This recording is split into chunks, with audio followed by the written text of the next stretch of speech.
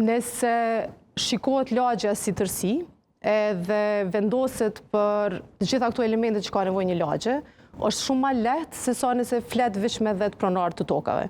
Kështu që këtu gabimet ka ndodhur qysh në start në planet rregulluese, kur ato janë bërë të distancuara nga realiteti në terren, edhe pastaj lejet, plani rregullues është bërë për lagje, ndërsa lejet janë dhënë për 10 shtëpi me 10 shtëpi. Kjo nuk duhet të ndodhë. Domethënë komuna, dhe kjo është elementi që po mundohem ta shtyj përpara. Komuna duhet të jetë prise e këtyre zhvillimeve. Nëse ekziston një shkollë në lagje edhe hapësirë gjelbëruse, ajo do e rris edhe vlerën e banesës edhe vlerën e pronës.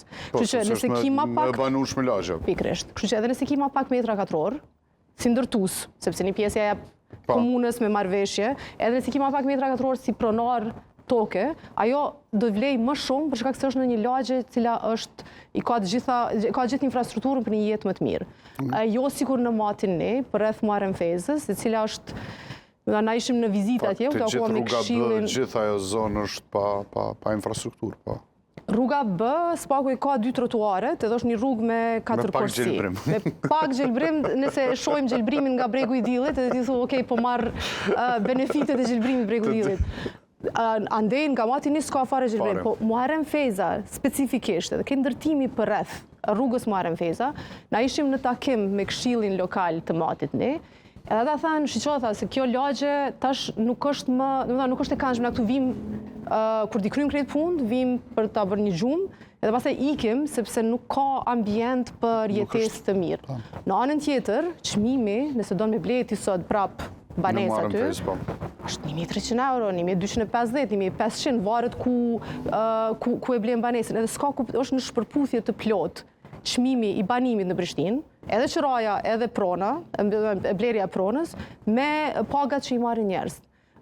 Një mësues i qerdhe, që i çon në shtëpi rreth 500 euro neto pag, nuk mund me gjetë banesë me qira nër 300 euro në Prishtinë. Pra 70% e pagës i shkon në qira, që nuk ekziston as në qytetet e mëdha, të cilat, për shembull në Londër, nuk paguën kërkush 70% pagës për qira. Mandej mbetesh pa tyra për jetesë, për të blerë ushqime dhe për t'i bërë gjitha shpenzimet e tjera. Pra, ekziston një mospërputhje, të cilën unë mendoj që duhet me e adresu. Këtë nuk e adreson komuna. Kjo adresohet, ka mekanizma, duhet me adresu nga niveli qendror, unë mendoj me ligj, nga Kroacia dhe në Francë janë të ndërmarrë masa për këtë temë, edhe mendoj që edhe këtu duhet të konsiderohet. Janë taksat për mos shfrytëzim të banesave.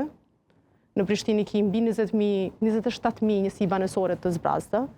Me një taks për mos shfrytëzim të banesave mund t'i shtysh gradualisht, t'i incentivizosh njerëzit që t'i fusin banesat me qira edhe për shitje, që ta ulin pak çmimin edhe nevojën për ndërtim të ri.